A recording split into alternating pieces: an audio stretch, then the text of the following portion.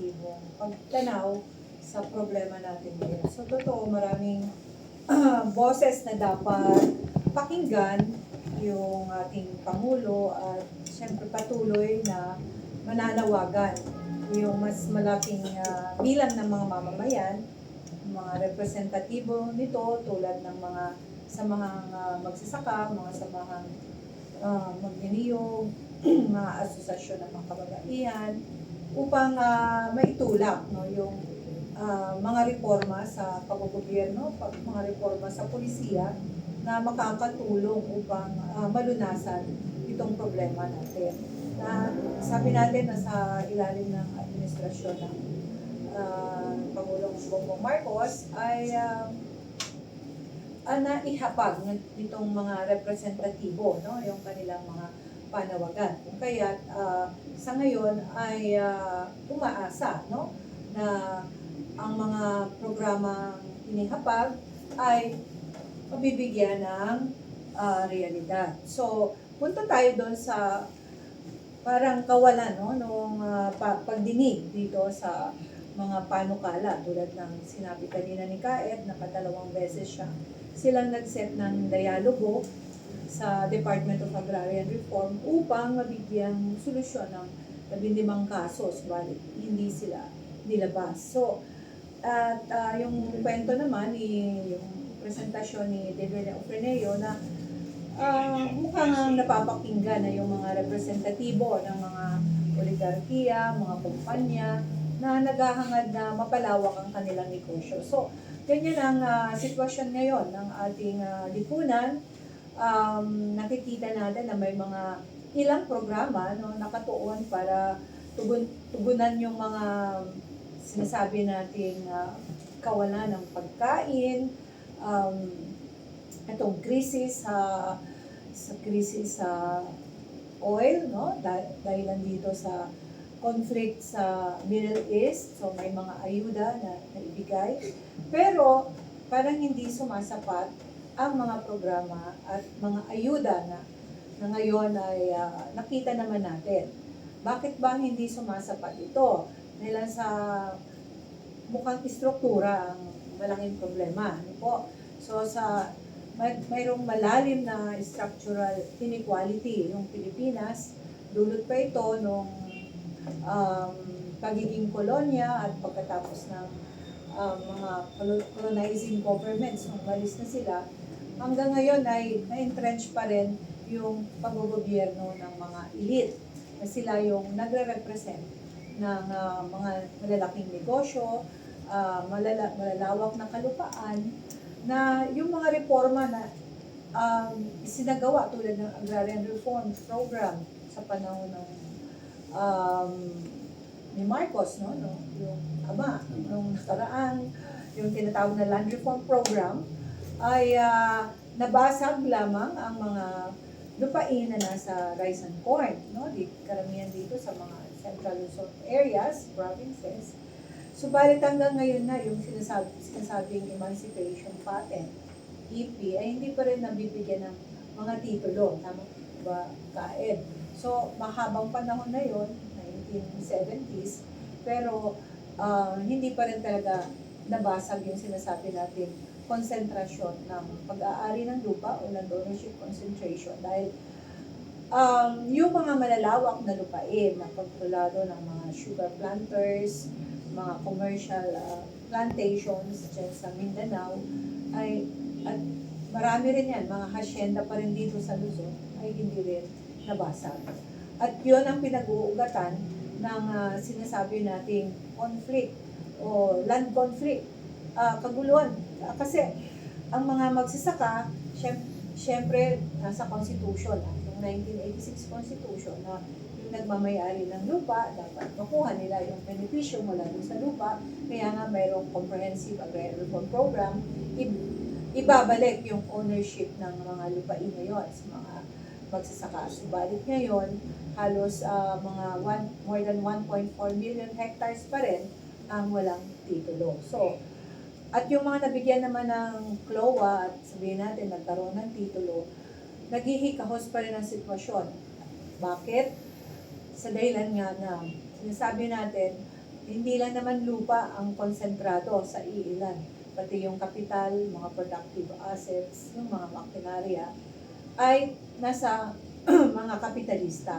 At yung mga produkto ng ating mga magsasaka ay hindi naman ang nag-benepisyo, no? Yung mga magsasaka mismo, na ibibenta ito ng mura. So, yung mas malaking halaga na pupunta sa mga traders. So, malalim yung inequalidad sa ating lipunan. At in fact, kung yung gobyerno ay gustong harapin at pawiin yung problema sa kahirapan, kailangan tugunan itong inequalidad, yung kawalan ng oportunidad ng mas maraming mamamayan, mga magsasaka, mangingisda, mga katutubo, mga manggagawa na wala silang pagmamayari at kontrol doon sa kanilang mga produktibong lupa, assets, kapital. Mangyayari ba yun sa ngayon? Ito, ang banggit nga ni Kaed, meron na silang pag hinahapag, subalit di pa rin sila napapakinggan. Mayroon ding, kasi ang trend nga, and even yung pag, yung pag mindset, yung, ano ba ito, filosofiya, no? Na dominant na paradigm ng ating mga namamahala sa gobyerno ay kailangan imbitahan, kailangan papasukin yung mga investors, kasi walang ito ay pumunta sa minahan o sa mga forest upang magmina, tulad ng nangyayari ngayon sa Sibuyan.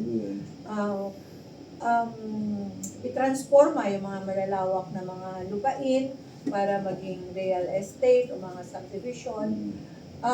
Kontrolin yung mga kadagatan, no? Upang doon ay yung mga commercial fishing vessels ay sila ang mangisda.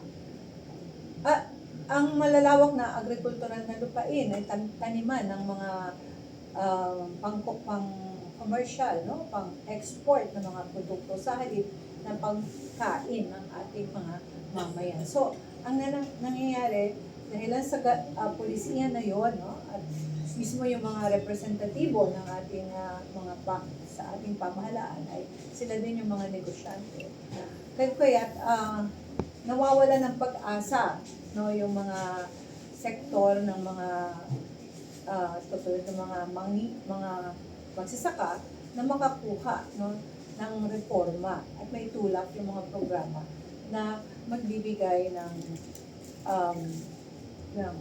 karapatan ng pagmamayari sa kanilang mga produktibong assets, lupa, kapital.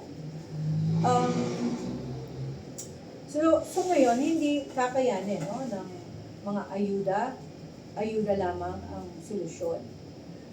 So sa ganito, anong nakikita natin maliban sa gusto natin sa bahagi ng mga samahang magbubukid, gusto nilang pababain si Secretary Conrado Estrella. Maliban doon, ano ang mga nakikita natin kagyat at mga pangmatagalang pagbabago o reforma upang mapawi o kahit naman hindi mapawi ngayon.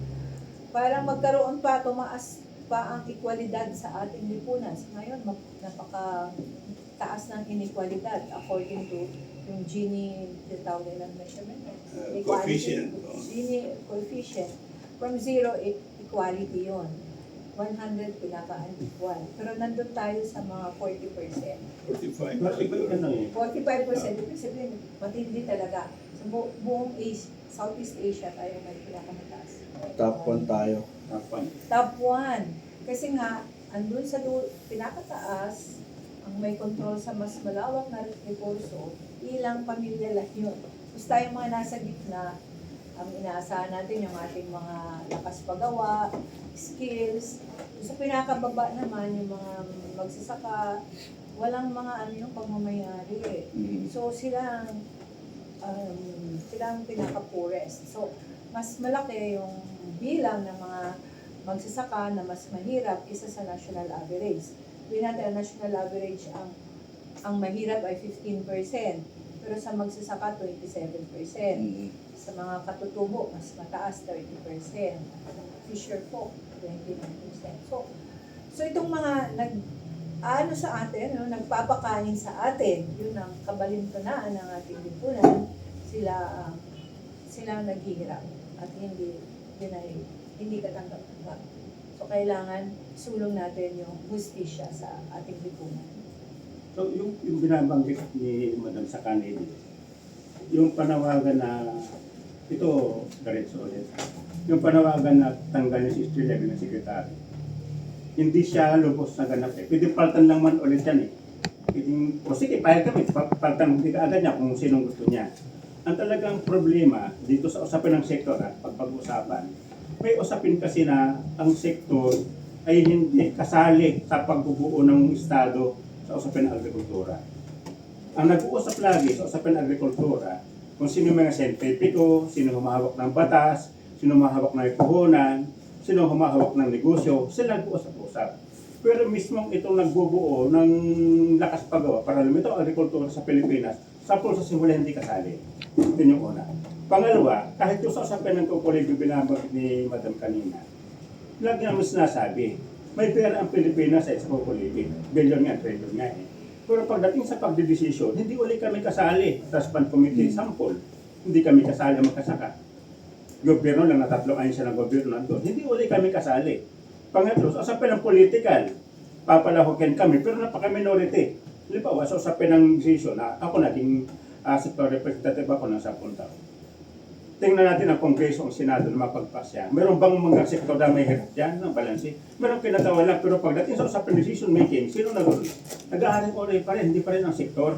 Kaya ang sektor, laging nasa siya, laging natatapon siya. Gusto sa ng buhay. At patong-patong yung batas sa atin, yung binanggit din kanina, 99 years. Pero meron tayong Land Lease Act, 75 years. Pinatungan pa ng 99 years. Tinong naabutin doon ang mga magkasaka, di wala na. Reclamation area na kanilang itinapon na sa mga negosyante, sa mga may misda na mga dayuhan, wala na mahirap. Yung mining act of 1995, itinapon na sa mga dayuhan. Ano wala dito, nang didisenyo nito ay mga Pilipino na leader natin. At pag kami tumutol, ang tingin sa amin, kontrabida pa, komunista pa. Yun yung talaga nangyari. Yun yung nangyayari sa pinag-ekonomiya natin. At ang panghuli, yung buong sistema ng Estado na binabanggit natin kanina, lumampas na sa kanyang sariling baluarte. Nakikialam na kahit usapin pambansa. Ang pagkialam nila, papasukin yung mga doso sa atin. Itapon kami mga manggigista, itapon kami mga magkasaka sa usapin ng pakinabang ng gobyerno. Hindi nga binibigay sa amin eh. Yun ang problema ni Marcos eh. Kahit nung nakaraang mga pangulo, lalo na panahon ni Pangulo Marcos, yung matanda, na buong pakete na ibinigay, yung disenyo, hindi sa mga portion ng agrikultura, kundi doon sa mga kanegosyo, ang tawag, crony ba yun, mga kakurene niya, kanegosyo niya, doon ibinigay, hindi kami lagi kasali. Kaya tingin ko, kahit itong sulang ito, at papalit mong Pangulo, kung hindi mababago ang structure ng ekonomiya sa agrikultura, na hindi kasali ang sektor, wala pa rin mangyayari. Mananatili pa rin. Mananatili pa rin yan. Yun yung sama ng loob namin sa gobyerno. Pagkamat kami taong gobyerno, pero nanatili na kami ay pinag-uusapan kasama sa dasal. Salamat sa inyo mga magiging magsasaka at kayong bayani sa eleksyon. Salamat sa inyo. Pero pagdating sa totoong pangnayabang, wala naman sa amin eh. Nasa kanila eh. Yun yung talaga yung problema sa usapin ng sektor. Yung binagritin kanina sa kanina, Madam. So, yung po siya sabi ni Ed, hindi andar ang tunay na pagbabago kung walang hindi kasama yung batayang sektor. Batayang sektor. Lagi siya pera. Hindi lang dialogue, kundi partnership. Partnership. So dapat po yan public farmer partnership, public labor partnership, public Dapat ganun. vendor partnership, public poor partnership, Yes. hindi yung public-private corporation partnership, puro corporate ang partner eh. Tama, halimbawa, maglalabi kami ng batasadaan. Kung di pa kami magkampo, maglabi, magmarcha, hindi bibigyan to ah. Pero bakit yung negosyante? Hindi man naglalabi, hindi man nagkakampo, binibigay agad yung conversion sa kanila para negosyohin nila. Yung Kukulibi, kung di pa kami nagmatya mula Davao to Manila, hindi magkakaroon ng batas. Pero bakit yung mga kuron ni Marcos, di ba nagmamatya? Binibigyan nila ng pusa. Bubulong lang, ano? Tulong lang. Sila yung Ano po, nakikinabang. klaseng gobyerno ito para sa mga sektor na mahihirap. Kahit anong komisyon na pa ni Marcos, siguro makakangiti kami kung talaga nararamdaman na namin yung kalagayan sa baryo ay walang naghihikaos, walang naghihirap, walang nagagalit sa gobyerno. Siguro kahit walang sunang sabihin, huwag ka dito may pangulo, papalakpakan namin pag nakita na maulad yung kanayunan, maulad yung community ng urban core, maulad yung mga mangista. Siguro nandun eh. Kahit di ka magsuna eh. So, ilang presidente na yung dumaan na narinig niyo ang pangakong may babalik sa inyong Ay, simula pa nung ako matamaging tao, mula pa nung Pangulong Marcos eh. Kasi yung Pangulong Marcos, yung matanda, ako ang kibit chairman sa barangay namin noon. Sabi, ito ay pagbabago. Kaya bagong lipunan, nagbabago lahat tungkol sa pag-unlad. Di masaya naman kami, masaya din ako. Kumakita ka pa na noon. Kumakanta Ivy ako ka no. pala, no? Pero, Magkakasama kayo nila, Ivy. Mula ano hanggang ngayon eh. At talagang totoong garapalan, ang umikot mismo nagbasag mismo ng nasyonalismo, nakakanting ng mga leader, si Marcos eh. Yung tatlong course, yung tatlong core program, agrarian reform, pinamigay ng Marcos sa mga landlord, nakikibigan niya. Ang binigay lang sa amin, rice, 2027 lang yung rice and corn lang na maliliit. Kukulibi, kinuha sa amin ang pera, pinigay sa krone niya, kilakuhan ko. Usapin ng abono pestisidyo, ibinigay sa mga dayuhan, saka gumawa ng abono, hindi sa amin ibinigay. Dapat gumawa ka ng abono sa sarili, ka magagawa. Para sa aming produkto hanggang ngayon. Kahit pero pa, mga magpapalit dahil sa abono na yan. sa part ng magsasaka, wala pa rin hubang na nabigyan, wala pa rin naibalik na buwis para sa Naibalik part na? na buwis para sa mga Naibalik na. yung kanyang pinagpaguran, hindi niyo pa rin nakukuha. Ay wala pa. Wala pang, yung Kukulibi, wala pa ka nakuha. Ang kalukuhan doon sa Kukulibi, ito terminong ikon siguro, sa halip na gumawa ang Pangulo ng programa under sa kanyang pamumuno, na isang opisina para paunlarin ang mga maghirap sa niyog at saka paunlarin yung kukundakti, ipinamigay sa 16 ahensya yung pundo. Anong malay ng mga yun para kami paunlarin? Samantalang kami ka nakakaintindi, yung paggawa ng IRR, hindi mo lang kami sinali kung ano gusto namin. Ang gumawa tayo Pilos Manos ng mga scientist. Hindi mo lang kami sinali kung ano gusto namin. Pinamigay ang pera, baliktad yung gusto mong naglalabi ka para magkapunto ka. Hindi nga naglabi, pinamigay nga eh, pinarte-parte nila eh. So, Wala daw mag-service sa amin eh. ngayon po, hinarap na po ba kayo ni na Secretary Chua? Dito sa DA. Oo, sa DA. Si Estrella. Si Estrella sa, hindi pa Mark, sa DA, mailap. Si Chu Laurel. Si Chu Laurel. Chu Laurel. Si Chu Laurel. Si Chu Laurel. Oo. Ang panawagan ng Chu Laurel ay paunlarin niya ang mga magsasaka sa usapin ng agrikultura nung nandiyan siya. Pero ngayon, in personal po, wala pa kaming pagkausap sa kanya para iharap yung agenda namin. At kami aabot sa ganung punto. Pero may kadalaan kami, sa dar na nga eh. Pero sa pinag-aral na hindi kami hinarap ilang bilis eh. Ewan ko kung kami harapin ni Chu Laurel. Kasi from, I think, Saan naharapin kami? may programa daw po para sa inyo eh. Parang namin sa Yun ang tanong, kung anong programang ibibigay sa amin.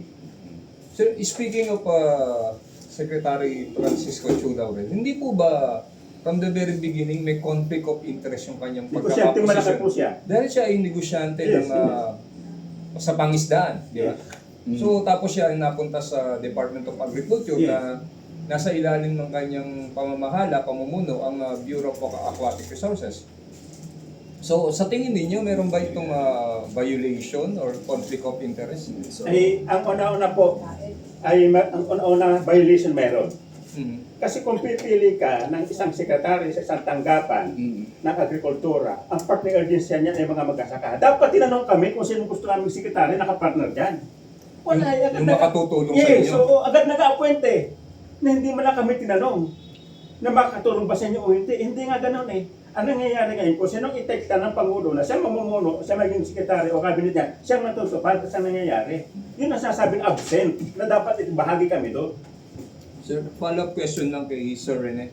Sir, kanina nabanggit niyo yung Pax Silica at yung pag-supply ng mga armas pandigma at yung EDCA sites Sa tingin niyo, sir, malinaw ba na ang Pilipinas ay ginagawa o ginagamit ng Estados Unidos para sa proxy war nito dahil siya ay natetreten sa pag-unlad ng China?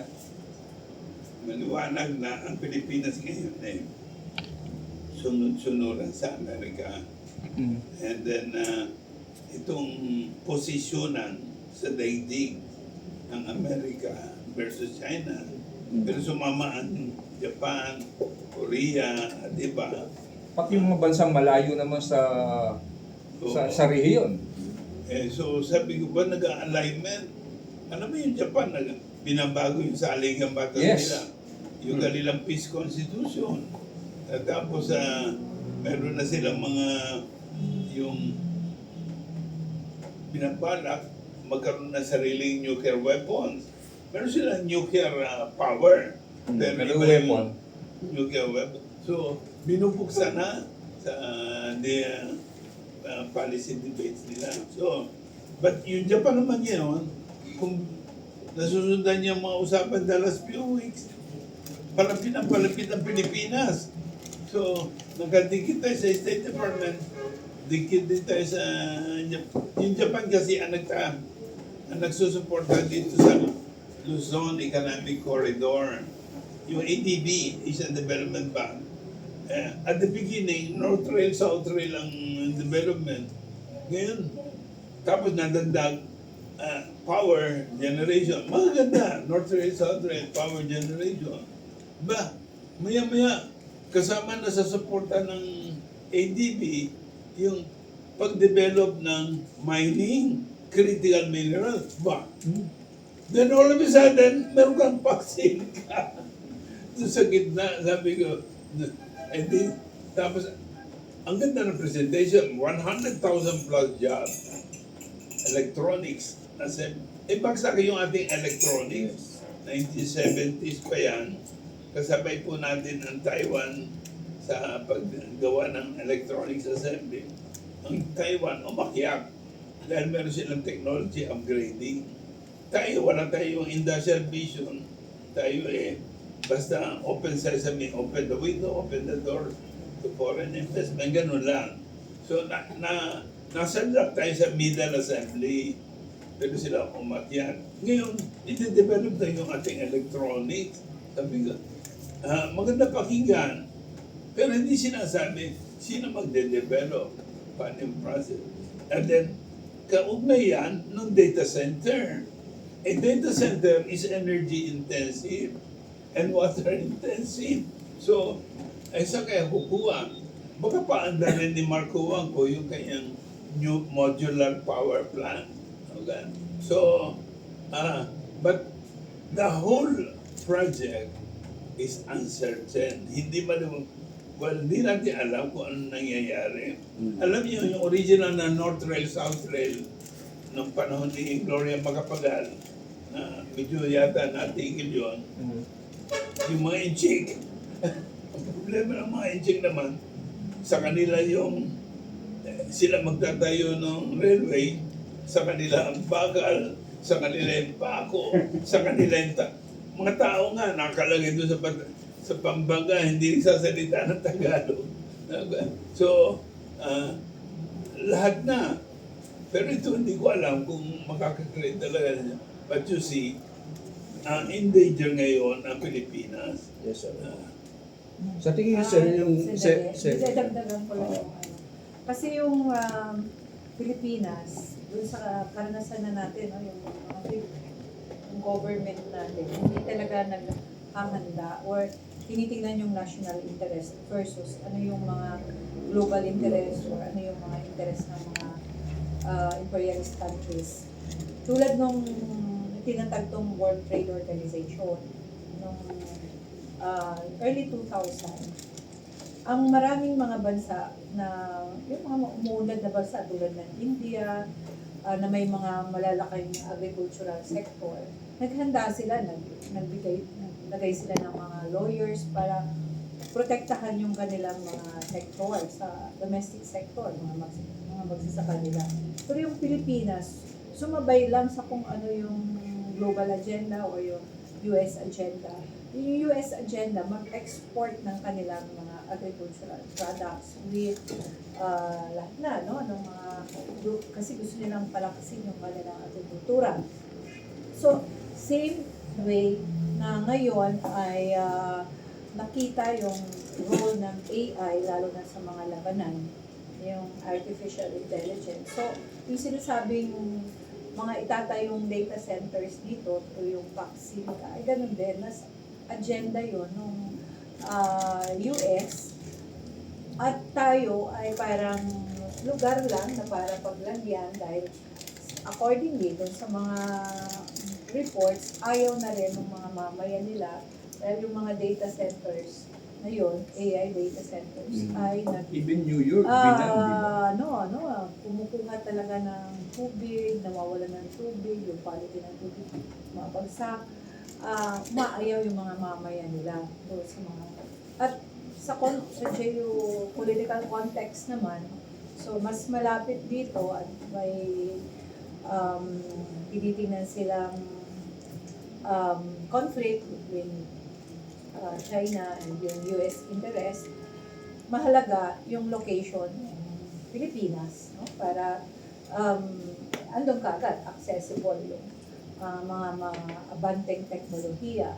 So, syempre, tulad din ng WTO na sinabi noon, yung 2000, na magkakaroon kayo ng mga maraming jobs sa agrikultura.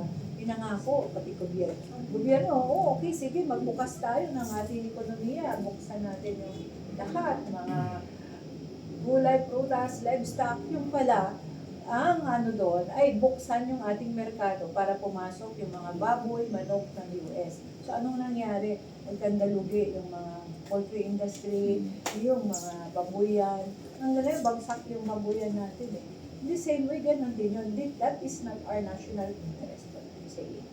Kaya dapat pag-isipang mabuti yung mga ibinigay na concession doon, i-review at sinasabi nilang hindi yon pumapasok sa power ng Senado, no? So no need for ratification. So naalala ko kasi yung military bases ay niratify yan. So kailangan mayroon dyan control yung mga mamayan through yung representatibo nila, no? Yung Senado, na sila yung dapat mayroong say, no? Kung ito ba ay papasukin natin o hindi. Question lang kasi yung tungkol dito sa ulit sinabi mo, Ma'am Arce, actually po yung pagpasok ng EDCA is hindi nga po yan ni-ratify ng taong bayan at even ng Congress at saka executive order lang po yan. It's an agreement lang between the government and di ba, ng US. So, obviously, sa lahat po ng mga binanggit ninyo, the Philippines is really in danger. So, ngayon, ano po yung dapat na hakbang? Kasi kung kayo po mismo na meron ng boses, may mga grupo na, lalong kawawa po yung ating mga kapwa Pilipino ngayon na hindi alam ang nangyayari, all of a sudden, bigla na lang babagsak ang tuluyang maghihirap ang mahihirap pa. Ano po yung mga susunod ninyong gagawin bukod sa panawagan po na ganito?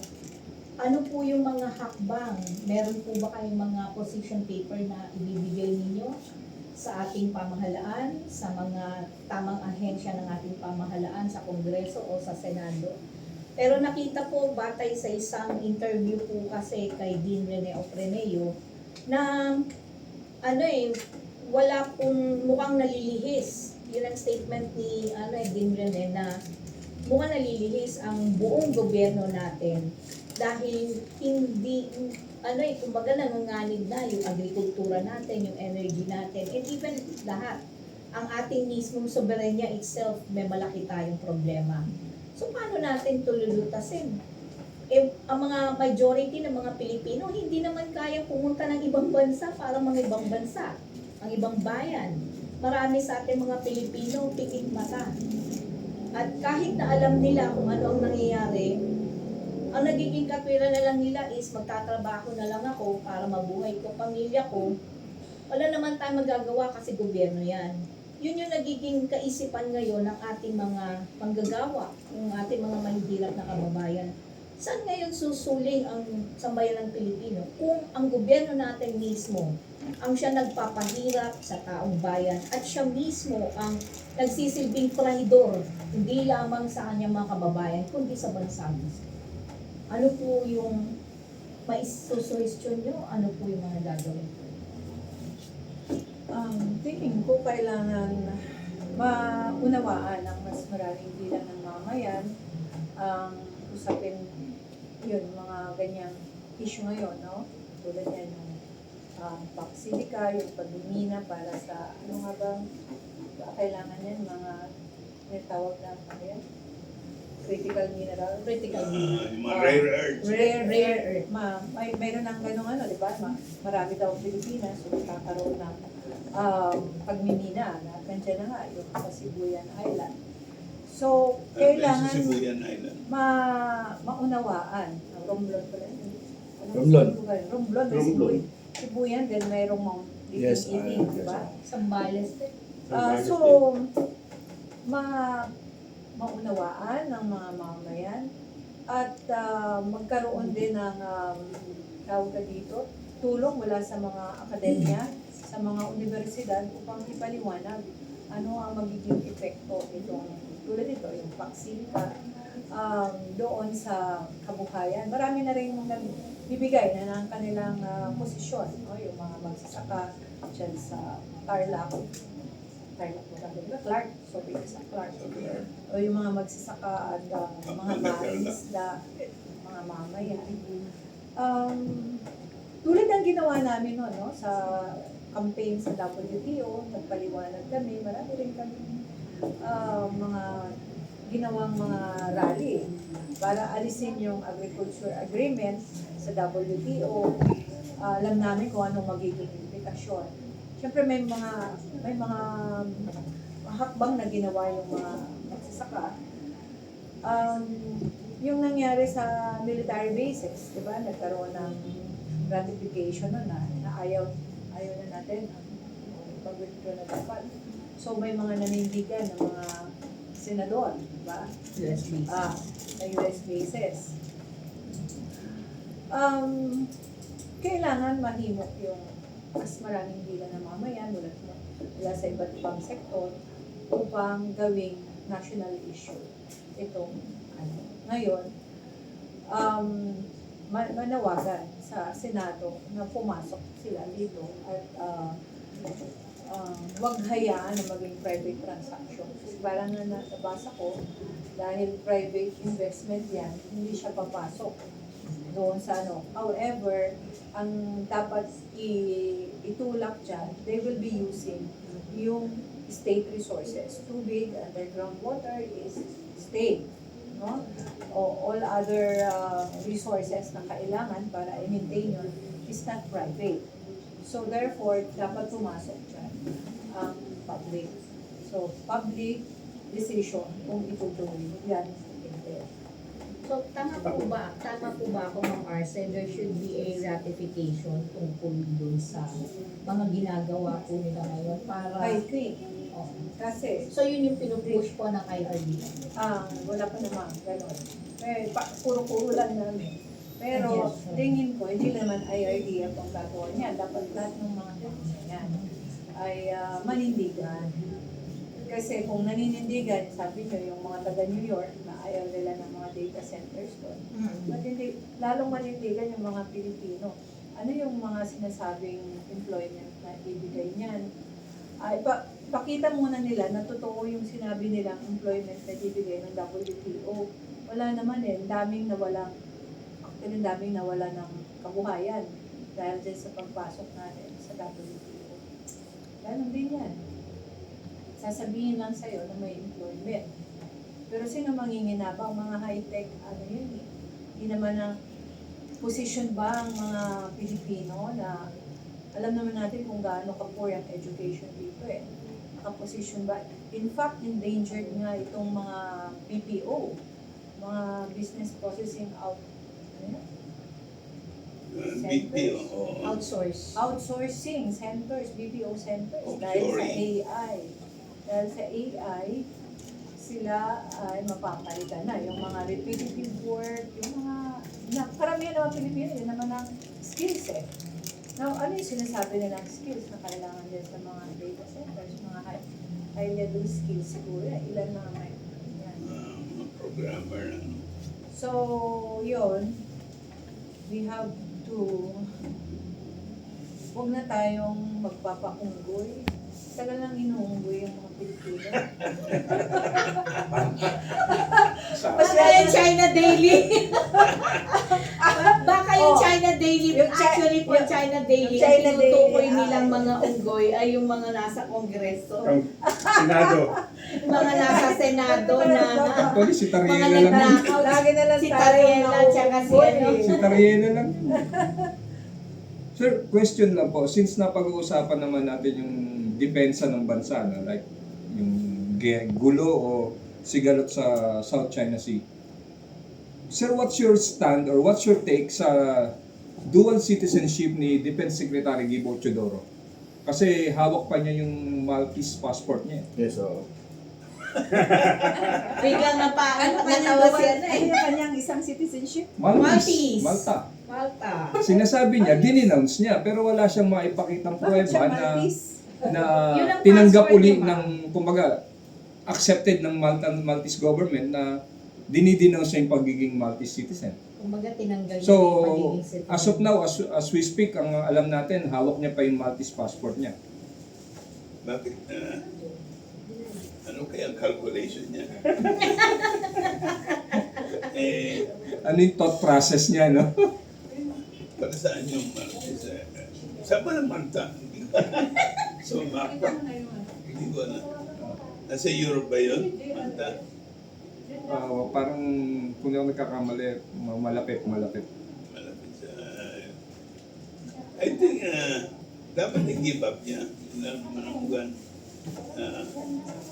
Pero, magaling siya sumagot sa China, no? Galit. I mean, agitated lagi siya pagka doon. Oo nga. Very high energy sila ni Tariela. Oo nga, pero ang kailangan ng bansa ay balancing. Balancing sa policy. Of course, dapat i-assert natin at all time yung soberanya ng Pilipinas. Pero, yung pag-assert na yun, kailangan balancing. Ngayon, parang sinosurrender mo sa Amerika yung Yes. sovereignty. Ngayon, pinipitig tayo ng China. Hindi magagalit din tayo. Pero nakikita ko ang ganda ng ginagawa ng Vietnam. May away sila sa dispute sa lupa at saka sa dagat sa China. Pero nai-assert niya ang sarili niya. Nang walang gulo. Well, may kaunti rin gulo. Ibig sabihin, walang escalated violence or walang war. Oo, gano'n. So, and yet, nakukuha niya yung investment ng China at investment ng Amerika. Sabi ko, galing naman itong mga bansa na ito. Talagang, ever since naman, ang Vietnam always stands for national independence and interest against Yun ang wala tayo. yung nilusog sila ng China, nilusog sila sinakop sila ng France, inaway sila ng Amerika, laging very strong ang nationalism nila. Very strong.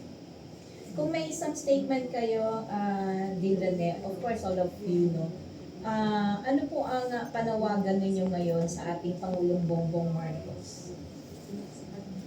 Dean. We don't know best partners. Well, sana makita niya sa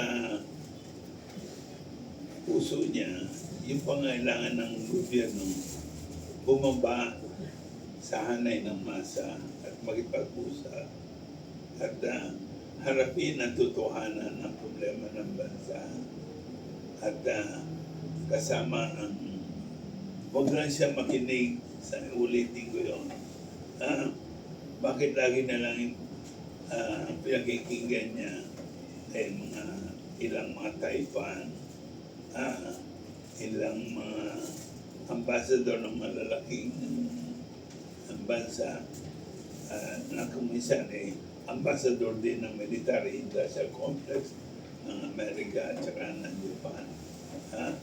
Alam mo, yes, dapat po basahin niyang mabuti ang saligang batas. Nakalagay naman sa saligang batas Naka-outline very, very clear ang ano ang pangunahing tungkulin ng isang gobyerno nakaupo is really service to the people, talk to the people, work with the people, partner with the people. Napakaliwanag po sa Constitution. Pero bakit hindi sinusunod?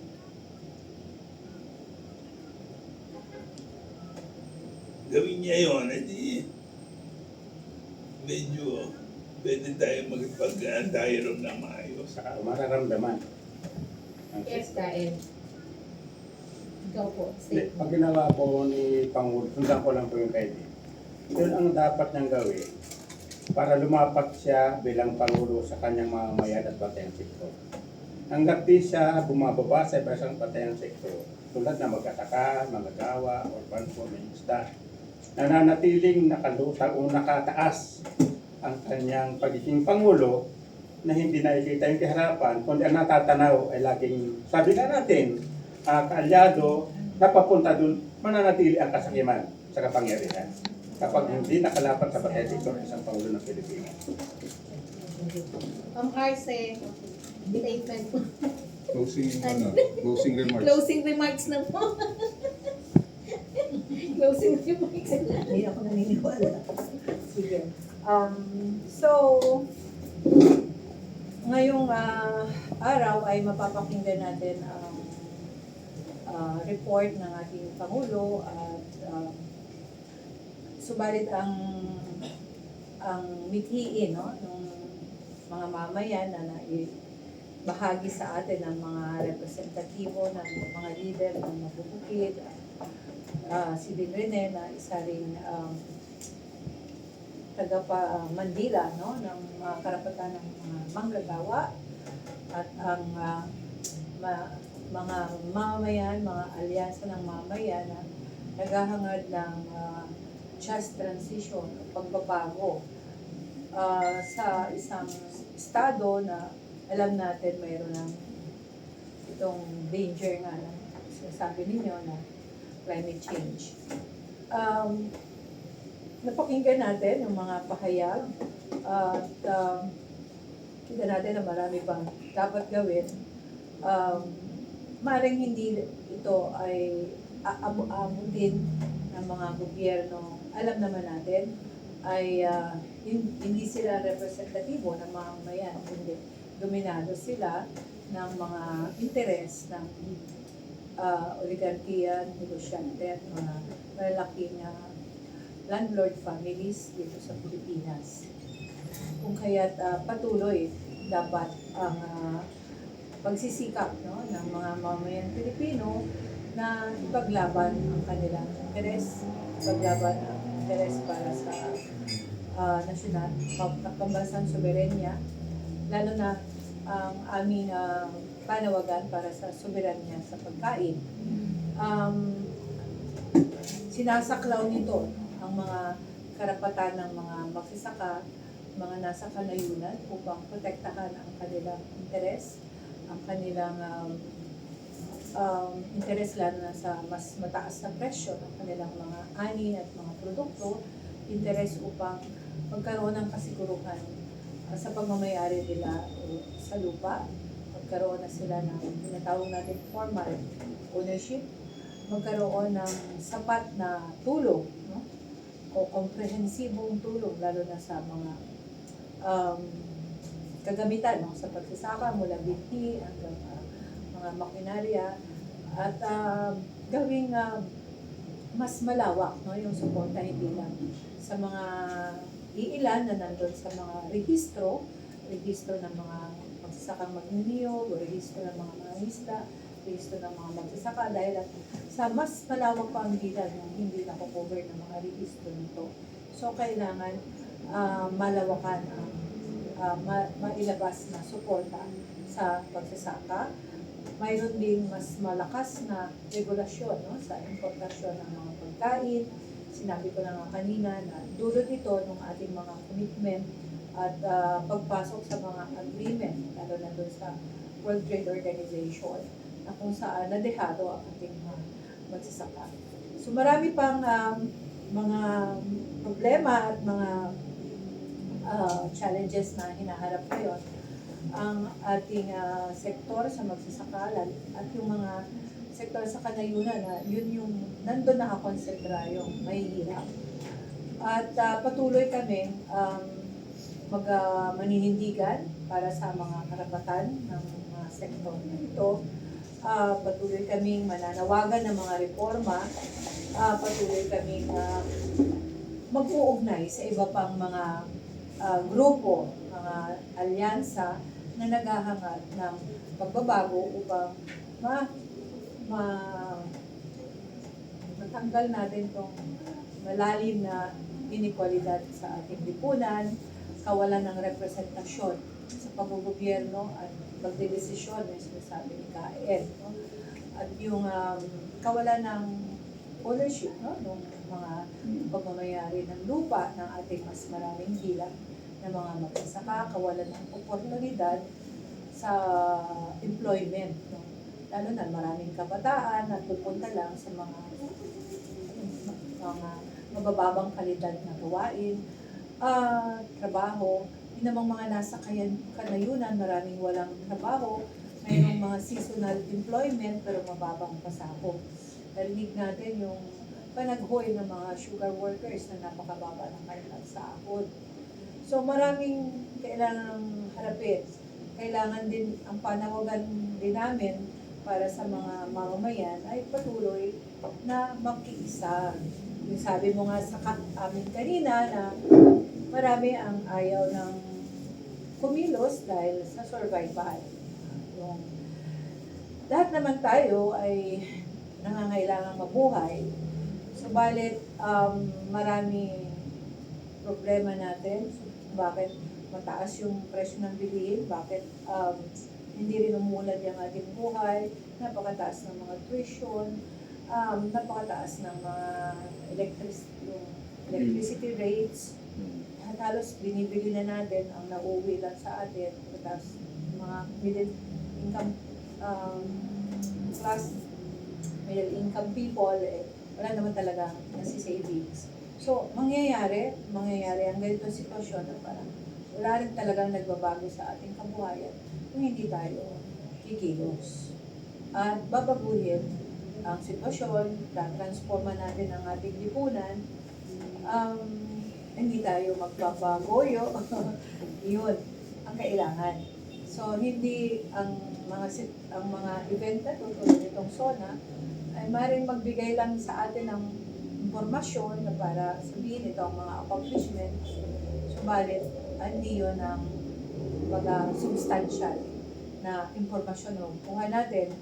Makukita natin yun sa paligid natin, sa komunidad natin, kung mayroon ba tayong tubig, mayroon ba tayong elektrisidad, mayroon ba tayong pagkain, kung wala, paano natin gagawin? Kailangan kumilos tayo. Hindi pwede sabihin natin, wala tayong magagawa kasi ganun talaga. Kung sinong namumuno, sila lang yung maraming paraan upang ma-exercise natin ang ating paninindigan, maramdaman natin na mayroon talaga tayong pagdedesisyon, makamit natin ang demokrasya. Ito manggagaling mismo sa mga mamamayan, sa mga komunidad. Dapat huwag tayong humantong sa kawalan ng pag-asa. Laging may pag-asa. Yan ay nakita natin sa paninindigan ng ating mga ninuno, nagtakwil ng mga colonizers. Hanggang ngayon naman, marami pa rin naninindigan. Doon tayo umasa. Nadadalhin tayo sa mas magandang bukas kung mayroon pa rin mga mamamayan na maninindigan, mamumulat sa katotohanan at magkakaroon ng aksyon. Thank you, well said. Okay.